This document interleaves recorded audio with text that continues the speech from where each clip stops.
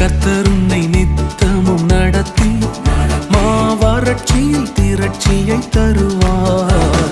கர்த்தர் உன்னை நித்தமும் நடத்தி மாவறட்சியில் திரட்சியை தருவார். உன் ஆத்துமாவை திருப்தி செய்வார். உன் ஆத்துமாவை திருப்தி செய்வார்.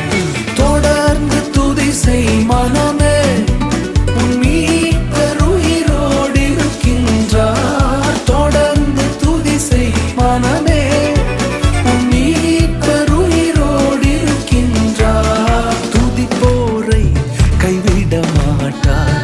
துதிப்போரை